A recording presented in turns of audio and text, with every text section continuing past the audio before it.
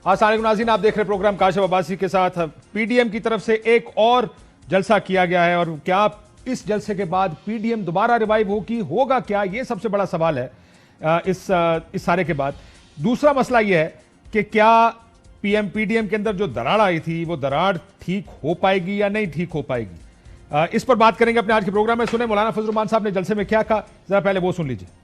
जलसे भी होंगे और रोड का आह्वान भी चलेंगे और इस्लामाबाद की तरफ मार्च भी होगा इंशाअल्लाह। इस महंगाई के तूफान को रोकने के लिए हमें अब अवामी रैला लेकर जाना होगा और इस्लामाबाद में इसको खत्म खचार की तरह बहाना होगा। और मौलाना फजल रहमान साहब कुरान करीम की तिलावत करते हुए लीड करेंगे। इस झूठी और करप्ट हुकूमत को सियासी तौर पर दफन करने के लिए इंशाअल्लाह जाएंगे। ये कहा मौलाना फजल रहमान साहब ने भी, शहबाज शरीफ साहब ने भी, कि इस गवर्नमेंट को दफन करेंगे। दूसरी तरफ मौलाना साहब ने पीपल्स पार्टी के बारे में क्या कहा, जरा वो भी सुनिए। जहां तक बात है पाकिस्तान पीपल्स पार्टी की, उन्होंने अपनी पूरी संजीदगी के साथ ये कोशिश की पीडीएम की पीठ में छुरा घोंप दें, लेकिन हम उनके खिलाफ कोई महाज नहीं खोल रहे। हमारा हदफ एक ही है कि मुल्क पर मुसल्लत विफाक में हुक्मरान, उसको हटाकर हम दम लेंगे। इसलिए हम पीपल्स पार्टी का महाज जो है उस पर दो जंगें नहीं लड़ना चाहते। है पीपल्स पार्टी बड़ी 2 नंबर, लेकिन उसे लड़ना नहीं है। मौलाना साहब ने चंद अल्फाज में ये बात कही। बिलावल साहब ने उसका जवाब क्या दिया, पहले ये भी सुन लीजिए। हमने बहुत से दोस्तों पे भरोसा किया है। हम समझते हैं कि उन सब ने हमें धोखा दिया है। अब पाकिस्तान पीपल्स पार्टी काफी है, पाकिस्तान पीपल्स पार्टी के जेएलए काफी है। हम अपने पांव पे खड़े होकर अपनी जमात का सियासत करेंगे और इन सारी गैर जमहूरी कुव्वतों को भगाएंगे। इन कुव्वतों को भगाना है, उन्होंने बिलावल साहब ने ये बात कही। एक और बयान शहबाज साहब का, लेकिन वो थोड़ी देर में उसके ऊपर आते हैं। लेकिन पहले ये देख लेते हैं कि पीडीएम बनने से टूटने तक का जो सफर था, बड़ी फैन फेयर के साथ पीडीएम बनाई गई थी, एक दूसरे को बड़ी मोहब्बत वाली बातें की गई थी। बिलावल ये हमें लड़ाई कराना चाहते, क्या कुछ नहीं कहा गया था। लेकिन अब देखें जरा हुआ क्या उसके बाद, जरा सुनिएगा। ये छोटी सी ट्रेल हमने आपके लिए बनाई। ये था वो सफर। अब कहां पहुंचा ये सफर, जो नया सफर जारी है पीडीएम का। चौधरी मंजूर साहब भी हमारे साथ मौजूद है। चौधरी साहब बहुत शुक्रिया। फारूक हबीब साहब हमारे साथ मौजूद है, मिनिस्टर स्टेट फॉर इंफॉर्मेशन, बहुत शुक्रिया आपका भी। और जुबैर साहब हमारे साथ हैं। जुबैर साहब आपका भी बहुत बहुत शुक्रिया। जुबैर साहब अगर इजाजत दें तो अग्रीम पार्टी से कराची में इतना बड़ा जलसा करके आए हैं। जुबैर साहब क्या कर रहे हैं, आपका क्या लगता है कि क्या ये जो अभी आपने शुरू किया है किसके खिलाफ है, क्या करना चाहते हैं, हो क्या रहा है?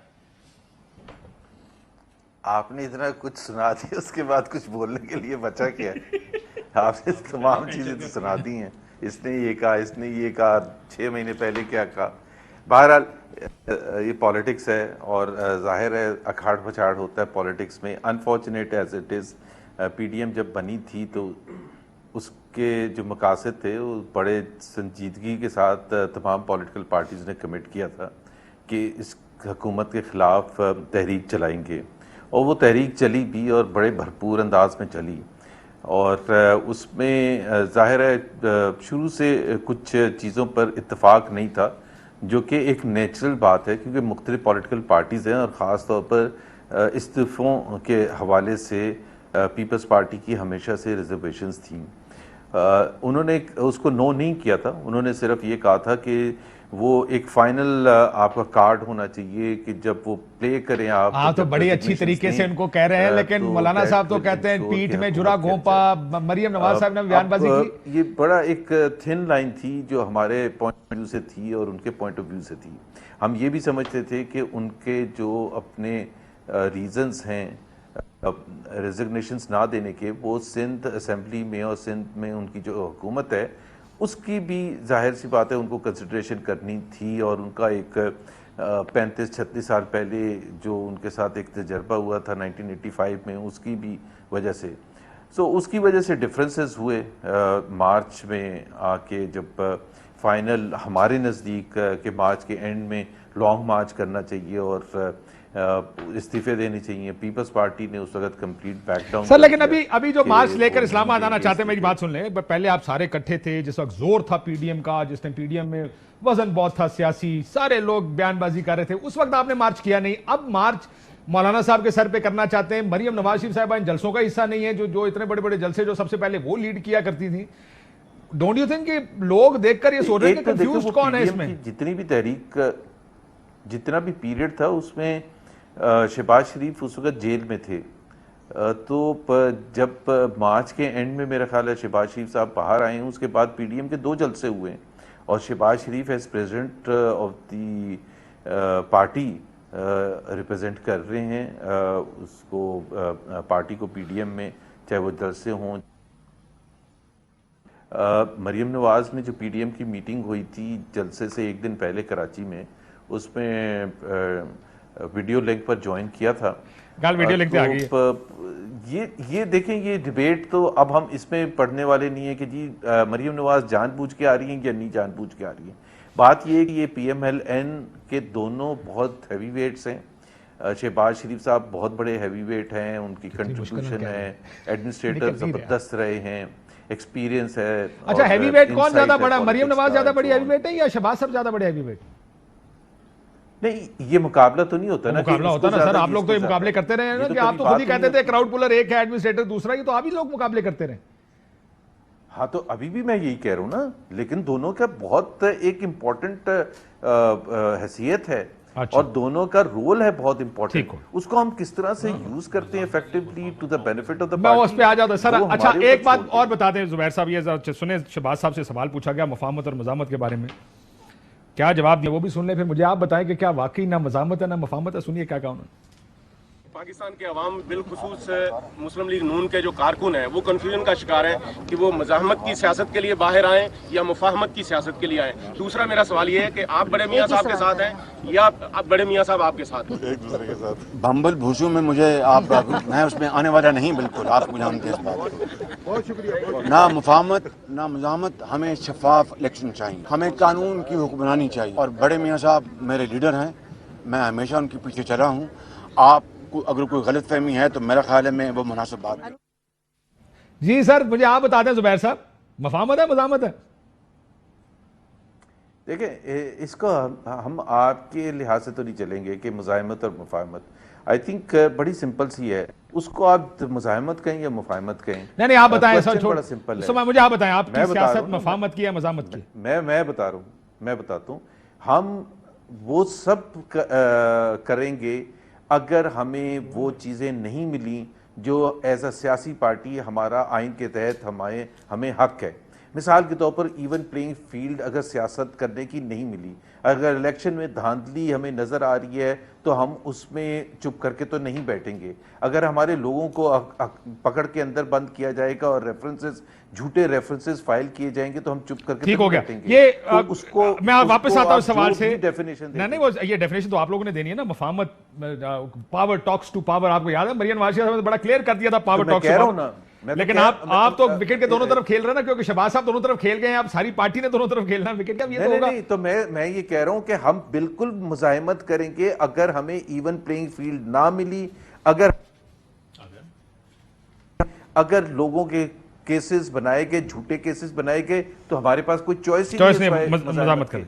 और अगर ये सब नहीं हुआ आपने मैं तो वापस मैं वापस आता नीड टू फाइट। क्यों पीठ में छुरा घूमते हैं मौलाना साहब के? पिठी वड्डी है ना, चुरा आसानी ना लगी, जब कोई ना कोई जाल हमके पहुंच ही जाता है। पीपल्स पार्टी की तो राशि ज्यादा होता है, कभी आसपास के भी लग जाती है। कभी ये खासियत नहीं रही, हम तो सीधा सामने आकर खेलते हैं। अगर वार किसी पे करना हो तो सामने आकर करते हैं। हमने इनसे 2-3 गुजारिशात की थी। देखिए, सबसे पहले होता है आप जो पॉलिटिक्स करते हैं, सियासत करते हैं, उसमें आप एक पेश मंज़र बनाते हैं कि ये चीज़ें हो सकती हैं, और अगर ये चीज़ आएगी तो हमारी हिकमत अमली ये होगी, अगर ये होगी तो ये होगी। ये एक तरीका है ना। इन्होंने एक हिकमत अमली सामने रखी। पहली तो बात ये है कि मौलाना साहब का तो पॉइंट ऑफ व्यू था कि इन असम्बलियों में ना जाया जाए। हमने उनको कहा जी कि हमारी ये रवायत नहीं है। मोहतरमा बेनज़ीर भुट्टो को ये मशवरा दिया गया था 1997 के अंदर कि आपके पास सिर्फ 14 सीटें हैं, लैंडस्लाइड धांधली हुई है, तो आप ना जाएं। मोहतरमा ने लोगों से मशवरा किया तो जो मेजॉरिटी का पीपल्स पार्टी का ख्याल था वो ये था कि ना बैठे, लेकिन मोहतरमा बेनजीर भुट्टो ने कहा कि नहीं, अगर मैं बाहर होगी तो ये शायद बहुत तेजी के साथ वो जो सफर तय होना है आहिस्ता आहिस्ता, जो कि हुआ बाद में, तो वो तेजी के साथ तय हो जाएगा और ये खिला कोई और फेल कर लेगा। और मुझे याद है मैं उस मीटिंग में था बतौर एक उस वक्त मोहतरमा जब बाहर जा रही थी, तो मोहतरमा ने उस वक्त भी कहा था कि मियाँ साहब को ये समझ नहीं आती कि एक 14 सीटों की छोटी सी अपोजिशन है, 17 सीट तीन वो बाकी की मिलाकर ख़वातीन की, और वो उन्होंने कहा कि अगर इसको भी बर्दाश्त नहीं कर पा रहे तो खला कभी खला नहीं रहता, ये एक साइंसी उसूल है, हम नहीं होंगे तो कोई और आकर फिल इन करेगा, वो हो गया। अब भी हमने इनसे कहा कि आप इलेक्शन, ज़िमनी इलेक्शन लड़ें, इन्होंने कहा बाइकआउट करते हैं। फिर इन्होंने कहा कि सेनेट इलेक्शन लड़ें, इन्होंने कहा बाइकआउट करते हैं। इन्होंने कहा इस्तीफे दें, हमने कहा बिस्मिल्लाह करें, उस पर खुद आने के लिए तैयार नहीं थे। एक बात दूसरी मैं गुजारिश करूँ, देखिए जब मौलाना साहब ने कहा कि नहीं बैठते, पीपल्स पार्टी ने उस वक्त भी कहा कि ये बिल्कुल अगर सेटअप ही चला जाएगा तो आप फिर कौन सी लड़ाई करेंगे, इनका तो इशू नहीं है इस वक्त। एक बात, लेकिन क्या वो ये कहते थे कि सेटअप को जाने दें, बस ये चला जाए किसी वो को? कहते हैं टक्कर मार दें बस, ये जाए असी आमन आम। हाँ, पीपल्स पार्टी देखें। दूसरी बात, जब मौलाना साहब लॉन्ग मार्च लेकर इस्लामाबाद आ रहे थे, सबको पता है कि लॉन्ग मार्च के टाइम पे पीपल्स पार्टी बार बार पूछती रही कि हमें कुछ बताएं तो सही ना। उन्होंने कहा नहीं बस आप खामोश हो जाए, मुझसे पूछे कुछ ना, बस मैं गिरा दूंगा।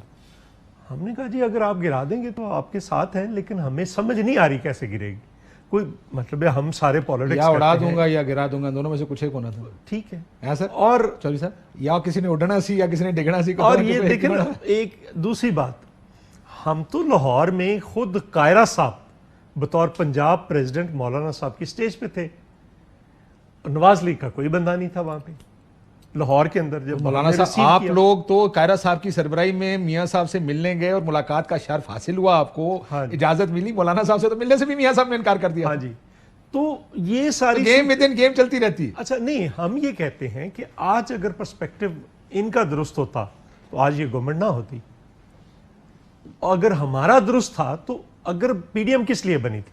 पहली तो बात, हमने उठकर आज ये मैं बात कहने लगा, जब इन्होंने कहा कि मौलाना साहब प्रेसिडेंट होंगे और जनरल सेक्रेटरी होंगे नून लीग शाहिद खाकान अब्बासी, हमने कहा कि ये क्या कर रहे हैं, इस तरह से होता नहीं है। चलो हमने कहा रोटेशन पे चली जाएगी, जिस तरह से एमआरडी की टाइम पे या एआरडी के टाइम पे और मुख्तलिफ औकात में रहा, उस वक्त भी हमने सब्र कर लिया कि आज अगर हम बोले तो हमने तो बुलाई है, पीडीएम तो हमने बनाई है। आपको याद है मैंने आपको एक बार बताया था कि बिलावल साहब पूरा 10 दिन लाहौर में आकर बैठे रहे थे, कोई टेलीफोन सुनने के लिए, जवाब देना तो दरकिनार है, टेलीफोन सुनने के लिए तैयार नहीं था उस वक्त। ट्विटर खामोश थे, सारे फोन बंद थे, सब कुछ था। हमने बड़ी मेहनत के साथ बनाई, हमने कोई तोड़ने के लिए तो नहीं बनाई थी पीडीएम। लेकिन अगर आप उसके अहदाफ ही नहीं है, और कोई लॉन्ग मार्च 26 को था, हम जब गए, मैंने पहले भी बात की है एक प्रोग्राम में कि हमें तो कोई तैयारी नहीं नजर आ रही थी। बतौर जनरल सेक्रेटरी पंजाब, मैं कहता हूं नून लीग पंजाब में थी ना, उन्होंने मीटिंग बुलानी थी। अगर आप रिकॉर्ड चेक कर ले, अगर एक मीटिंग बुलाई हो पीडीएम की लॉन्ग मार्च के लिए, लॉन्ग मार्च जलसे से बहुत बड़ा इवेंट होता है, उसमें आपने लॉजिस्टिक्स, आपने हर चीज, खाने का अरेंजमेंट्स, रहने का, क्या करना है, कैसे करना है, आगे क्या होगा, कितना लेकर चलना है लोगों को, कितने लोग कहां से आएंगे, क्या होगा, कोई एक मीटिंग नहीं। और कहा कि आप इस्तीफे दे दें।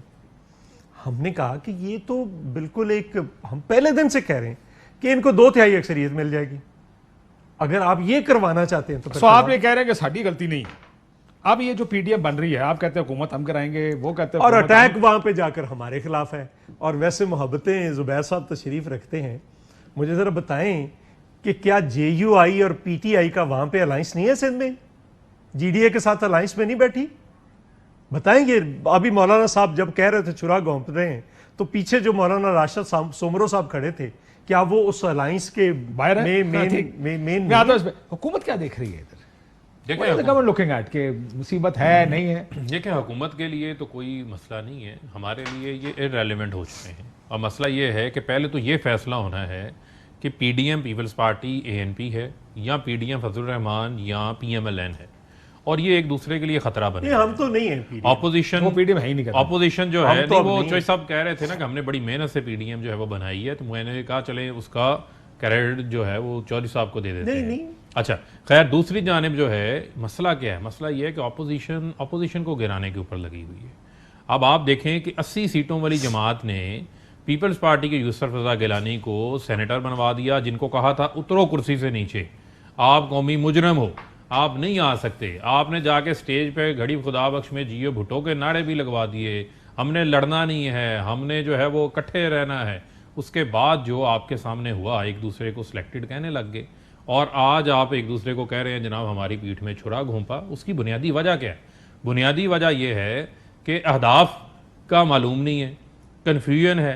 हर बंदा ये चाह रहा है, हर बंदा ये चाह रहा है कि कंधा, हर बंदा ये चाह रहा है कि कोई चाहता है पीपल्स पार्टी का कंधा इस्तेमाल कर लें, नून लीग चाहती है फजलुर रहमान का कंधा इस्तेमाल कर लें।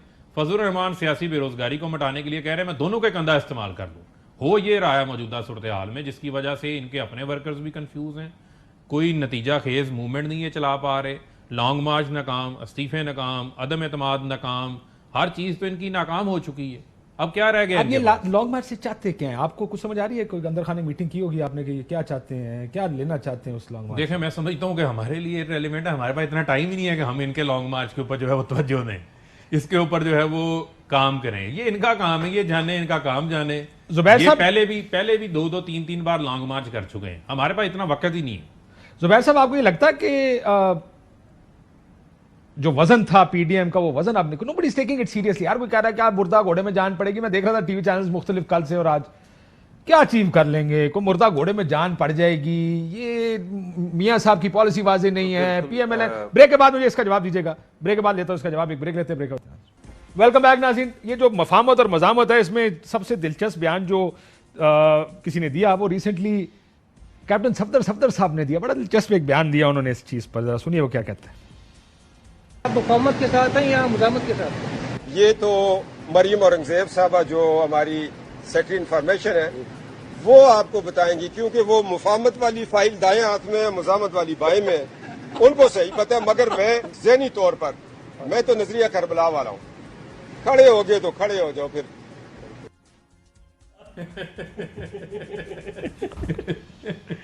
रोला ये है कि ये जो बात सफदर साहब ने की, वैसे गल सिर्फ ही कर सकते हैं। ये बात आम आदमी, और गल वध गई है। और ये बात कोई आम आदमी इसलिए इस पार्टी में नहीं कर सकता कि उनकी खिंचाई बड़ी होती है। सफदर साहब की खिंचाई कौन कर सकता है? वो एक यूनिक, वैसे वो किसी वेले कुछ भी कह सकते, हम यूं हो गए। जुबैर साहब आप नहीं कह सकते, कैप्टन सफदर ने कह दिया, कहता है एक फाइल है मुफाहमत वाली सज्जे हाथ में है, मजामत वाली उल्टे हाथ में है। मरियम औरंगजेब से पूछे कौन सी फाइल है हमारी। हंस लो, आप भी हंस सकते हैं, वैसे कोई फर्क नहीं पड़ता। जुबैर साहब आप हंस ले थोड़ा सा, मुझे पता है ये बयान आपने भी एंजॉय किया होगा। जुबैर साहब को आवाज नहीं जा रही? जी आ रही है, आवाज आ रही है। लेकिन देखें हमारी फरमाइश पे थोड़ा हंस लें, ये बयान मुझे यकीन है आपने भी एंजॉय किया। अच्छा सकते हैं। हाँ देखें काशिफ, आप जो बात जहाँ से करते हैं ना, हर चीज़ का कॉन्टेक्स्ट होता है। इसमें कोई दो राय नहीं है कि आप जब मुख्तलिफ लीडर्स को कोट करते हैं कि जी शहबाज साहब ने ये कहा या मरीम नवाज ने ये कहा, नवाज शरीफ साहब का आप सुना नहीं सकते हैं, तो जाहिर सी बात है वो उनको पत्नी आप कोट करते ही नहीं करते। बट बिल्कुल उसमें देखें, जब आप स्ट्रेटजाइज करते हैं पॉलिटिकल पार्टी को एक नॉर्मल कंड्यूसिव डेमोक्रेटिक एनवायरनमेंट में, फिर तो लोगों को कंसर्न हो कि ये चाहते क्या हैं। लेकिन जब मार्शल लॉ टाइप एक मिलिट्री डिक्टेटरशिप या फैसिज्म टाइप एनवायरनमेंट होता है, तो उसमें उसको डील करने के लिए मुख्तलिफ राय हो सकती हैं और होती हैं और हमेशा होंगी। ये कभी हो ही नहीं सकता कि जी आप कहें कि दो राय नहीं हो सकती या वो उसमें कोई इतना तजाद है। तजाद उस हवाले से नहीं है जैसे मैंने आपको पहले बताया था, जिस तरह से हमें दीवार के साथ लगाया गया, जिस तरह से हमारे ऊपर झूठे केसेस किए गए, जिस तरह से सजाएं दिलवाई गई, जिस तरह से लोगों को पकड़ धकड़ की गई, पार्टी को तोड़ने की कोशिश की गई, तो रिएक्शन तो होगा ना। और हर एक का रिएक्शन डिफरेंट हो सकता है। आप अगर मोहल्ले में अपने जाते हैं और आपको कोई नहीं छेड़ता तो आपका कोई रिएक्शन का क्वेश्चन ही नहीं आता, और किसी को यह भी नहीं पता कि आप रिएक्ट कैसे करेंगे। But every single individual will react differently. You can't say party कि वो leadership प्रॉब्लम को चला clarity गया होनी है, चाहिए इस ना। वजह से इसमें रिएक्शन शहबाज डिफरेंट है। clarity ये एक बड़ा अच्छा सवाल यहां से आया है, कहते हैं क्लैरिटी तो लीडरशिप में देनी होती है। जब मरियम नवाज शरीफ साहबा या मियां साहब सामने आते हैं तो समझ लेते हैं कि जर्नलों के नाम लिए जाएंगे, नहीं छोड़ेंगे, कानून की अमलदारी होगी, अदालतों को यरगमाल बना लिया गया वगैरह वगैरह वगैरह।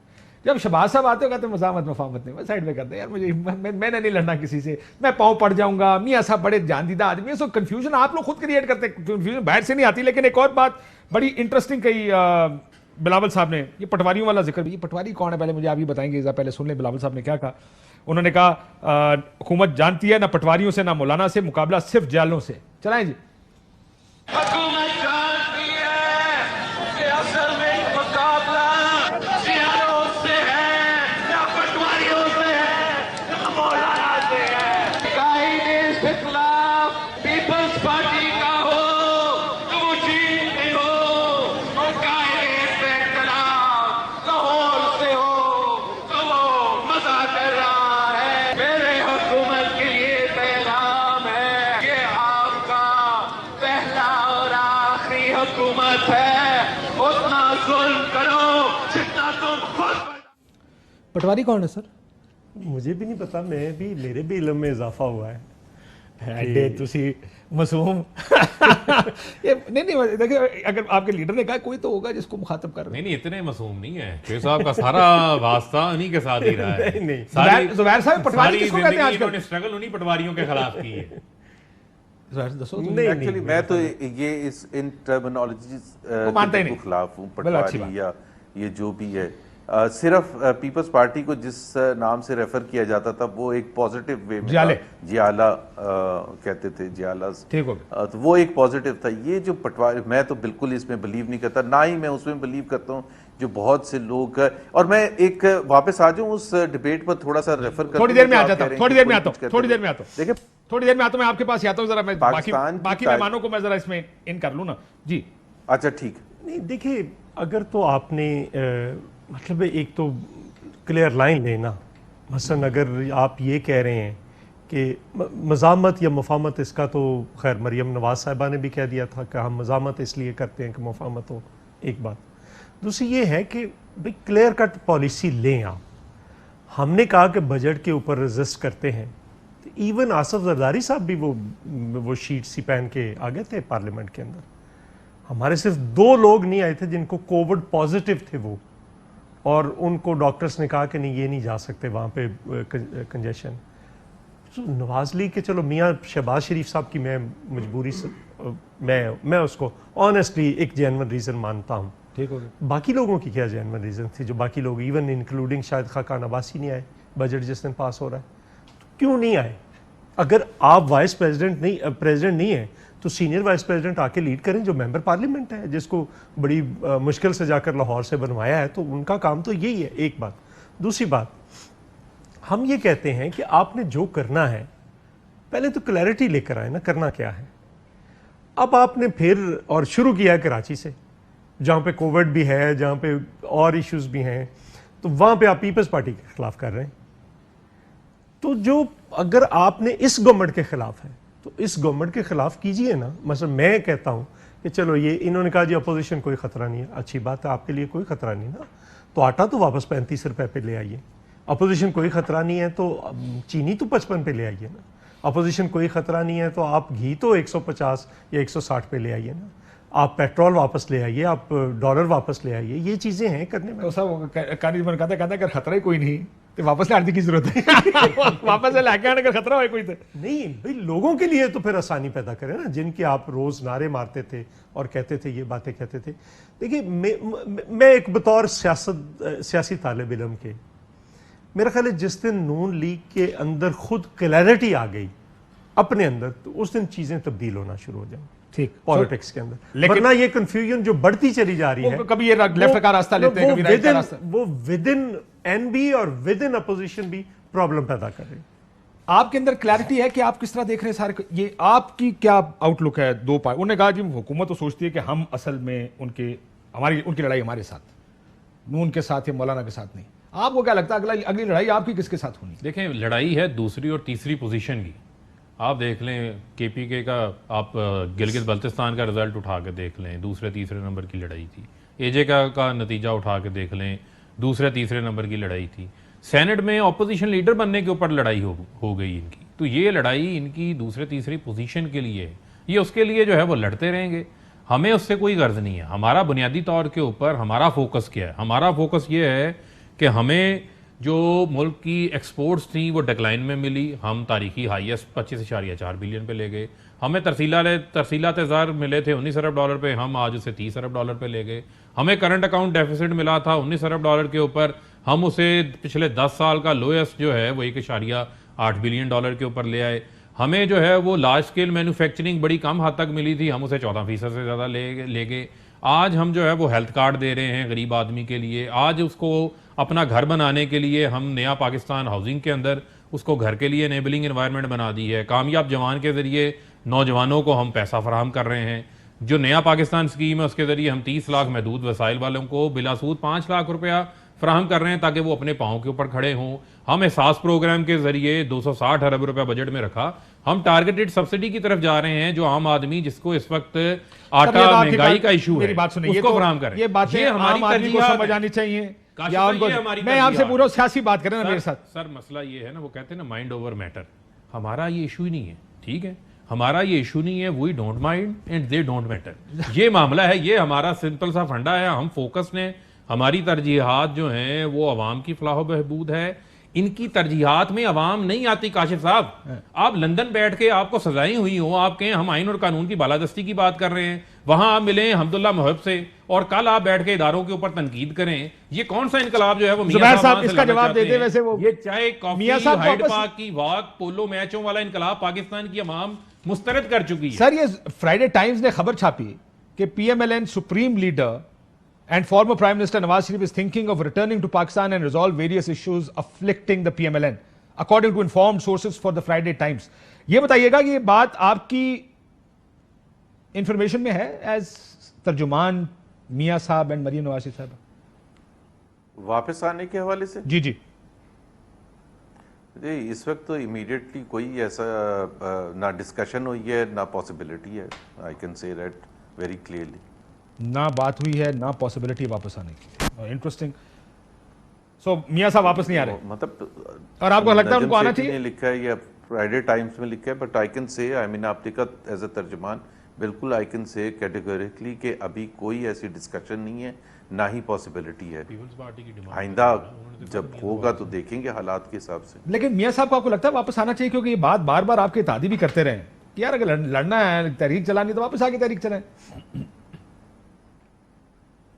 मेरा ख्याल काशिफ आपने अपने प्रोग्राम में बहुत दफा पूछा, बहुत दफा हो चुकी है ये बात, ऐसी बात ठीक है, लेकिन आप लोगों ने वो नहीं आना तो नहीं आना, टाइम जाया करने वाली गल है। वैसे नहीं, हमारे नज़दीक बड़ा क्लियर है। देखें, मसला ये है कि घरों में बैठ के सब बातें करते हैं, जो आप मेरे से पहले भी पूछे थे ना कि वो बयानिया और ये मुफाहमत या मुज़ाहमत एंड सो ऑन या क्रिटिसिज्म कुछ इंस्टीट्यूशंस का।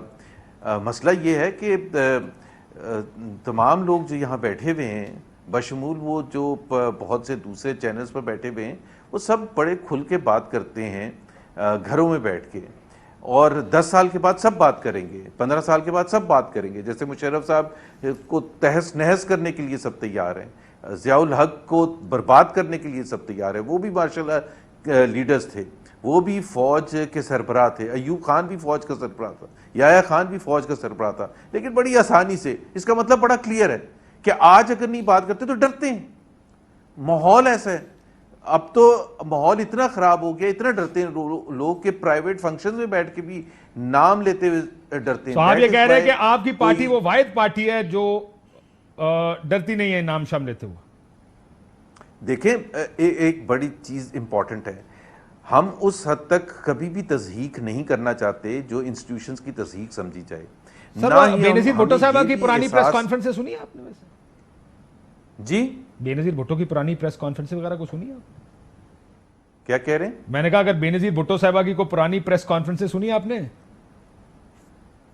जिसमें वो एजेंसी भुट्टो साहिबा की पुरानी, मुझे नहीं समझ आ रही आप क्या कह रहे हैं। सर आप कह रहे हैं ना हम बात करते हैं, मैं कह रहा हूं पीपल्स पार्टी तो पिछले 20 साल से तो मैं सुन रहा हूं इस तरह की गुफ्तगू करते हुए उनको। तो पीपल्स पार्टी को हम हर चीज में तो नहीं क्रिटिसाइज करते। पीपल्स पार्टी ने बड़ी जंग लड़ी है, ज़िया उल हक के खिलाफ लड़ी, अयूब खान के खिलाफ लड़ी ही। भुट्टो साहब walked out of the Ayub Khan government at its peak, तो वो तो बड़ा वो आपका इशू नहीं है पीपल्स पार्टी के साथ। That is why he is remembered today. अगर अयूब खान के वक्त में भुट्टो साहब चुप करके बैठे रहते डर खौफ से और पीपल्स पार्टी ना बनाते, तो आज उनको याद भी ना कोई करता। तो आज इसलिए याद करते हैं। फैज अहमद फैज को किस लिए याद करते हैं कि ही सिंबलाइज्ड पॉलिटिक्स ऑफ रेजिस्टेंस, जो चैलेंज कर रहे थे स्टेटस को जो मिलिट्री रूलर्स को चैलेंज करते थे। अब सब फैज को कोट करते हैं, अब सब उन जैसे शायरों को कोट करते हैं। तो बड़ी अच्छी बात है कि एहसास हो गया। लेकिन जो मैं बात आपको कर रहा हूं वो ये है कि आज अगर आप नहीं बात करते और थोड़ी बहुत हम करते हैं, तो वो निशानदेही हमारी सोसाइटी में प्रॉब्लम्स हैं और बहुत अरसे से प्रॉब्लम्स हैं। अगर हम नहीं बात करते तो इसका मतलब ये नहीं है कि वो एग्जिस्ट ही नहीं करते हैं। ठीक हो गया। वो एग्जिस्ट करते हैं, लेकिन सिर्फ मसला ये है कि everyone is not ready to join. एक जमाने में एमकेएम के बारे में कोई बात करने के लिए तैयार नहीं था। का नाम लेते हुए जान निकलती थी, इस्लामाबाद में लोगों की जान निकलती थी, कराची में तो मीडिया वालों की जान निकलती थी। बट आज सब बड़े आराम से नाम लेते हैं। ठीक हो गया। तो एक वक्त आएगा, वक्त के मुनासबत से कुछ लोग हिम्मत करके बात करते हैं, कुछ लोग नहीं करते हैं। ठीक, मैं जरा इजाजत दें तो ब्रेक ले लूं। ब्रेक के बाद ये अच्छा हुआ है कराची में, आपको लगा कुछ हिला है, कोई सिस्टम, कोई सियासत में कोई हलचल हुई है, या आपको लगता है क्योंकि आप आउटसाइड है, वो तो कहेंगे कुछ नहीं हुआ, वो नोटिस मिला काखना हिला वाली पार्टी यही है, वो कहेंगे जनाब हमने दुनिया हिला दी है। I want you to tell me कि क्या कुछ आपको लगता है कि कोई सिस्टम में या कोई निजाम सियासी हलचल हुई है थोड़ी सी। ब्रेक के बाद इसके ऊपर बात करते हैं। नाज़रीन चौधरी साहब, आप इसको बाहर बैठ के एज पीपल्स पार्टी कैसे देखते इस जलसे से? क्योंकि मैं let me tell you, largely view ये है कि कुछ नहीं हुआ। मैंने आपको बताया ना किस किस्म की गुफ्तगू हो रही है, मुर्दा घोड़े में क्या जान पड़ी, पीपल्स पार्टी में पीडीएम क्या है। आपको लग रहा है कि कोई हिला है कुछ सिस्टम में? कोरोना में हलचल पैदा हुई है थोड़ी बहुत, जो कराची में, जो हम इनसे गुजारिश कर रहे थे कि कुछ और डिले कर लें, स्कूल बंद हैं। सिंध गवर्नमेंट की तो एक है कि वो वैक्सीनेशन जो है उन्होंने हर चीज़ के साथ मशरूत करते चले जा रहे हैं, स्टूडेंट्स के साथ भी और पेरेंट्स के साथ भी, टीचर्स के साथ भी। और वो सरदार शाह जो नए मिनिस्टर आए, उन्होंने कहा कि मैं बिल्कुल वो स्कूल खोलूँगा जिसके टीचर्स और पेरेंट्स कम से कम मुझे कोई 50% वो कहें कि यहाँ पे वैक्सीनेशन होगी। ठीक, तो कराची में अभी भी हाई है, कराची में अभी भी हाई है, लेकिन हुआ कुछ नहीं। सियासी बात कर रहा हूँ, सियासत तो कुछ नहीं। मेरा ख्याल है, देखिए सियासत में इमीडिएटली तो कुछ नहीं है, लेकिन फिर आएगा कि क्या वो अपनी जो स्ट्रेटजी कल उन्होंने फिर बयान की है, रीएटरेट की है, इस्तीफों की बात फिर मौलाना साहब ने की है, वो देते हैं नहीं देते? नहीं देते। यार वो साड़ी पंजाबी कहते हैं पर जाता मारे होती। अच्छा, ट्रिक क्वेश्चन है कोई। लॉन्ग मार्च नहीं, चौधरी साहब दूसरे अल्फाज में कहने लगे हैं लॉन्ग मार्च, अपने बेटे का इस्तीफा दें और अपनी पार्टी के बाकी लॉन्ग लोगों का मार्च इस्तीफा नहीं, लॉन्ग मार्च। मैं इसके ऊपर आता हूँ जरा। अगर वो आए इस्लामाबाद लॉन्ग मार्च लेके, या वो प्रॉब्लम? सर आ जाए, हमें क्या एतराज है उनके आने के ऊपर? हम तो इनकी आनियां जानियां ही देख रहे हैं ना। वो कहते हैं मेरी आनियां जानियां देखें। अब मसला ये है कि फजल रहमान साहब का इस बार बावर्ची कौन होगा, और इस बार जो है वो उनको देखें कौन आने देंगे, खाने शाने तो आपने खिलाने हैं। वैसे सर पहले भी आए थे, अब भी आ जाएंगे, तो हमें क्या एतराज? जुबैर साहब, लॉन्ग मार्च, इस्तीफे दे रहे हैं, पहले ये बताएं। नहीं, इस्तीफे अभी कोई फैसला नहीं हुआ, ना लॉन्ग मार्च का फैसला हुआ। ये पता नहीं लॉन्ग मार्च का आपको किसने बताया? कोई फैसला नहीं हुआ। ये जरूर फैसला, एक सेकंड सर, एक सेकंड रुक जाए।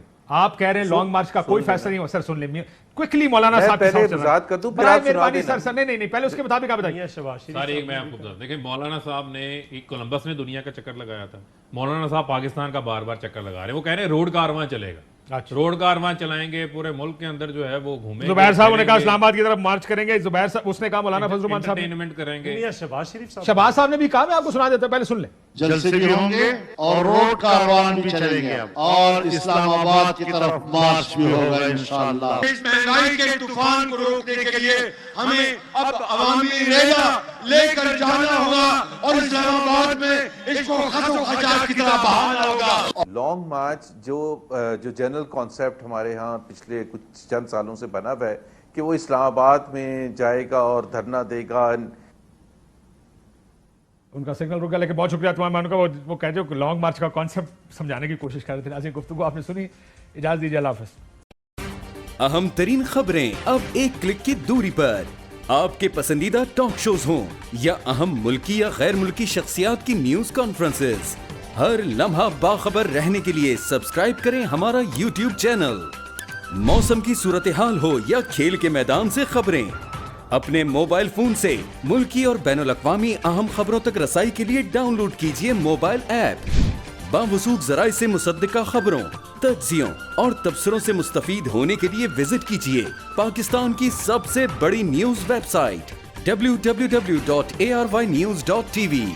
इन सब के अलावा पाकिस्तान का सबसे बड़ा फेसबुक पेज हो, सबसे बड़ा न्यूज इंस्टाग्राम अकाउंट या फिर ट्विटर, ARY न्यूज पहुंचा रहा है खबरें सबसे पहले आप तक, ताकि आप रहें हर लम्हा बाखबर।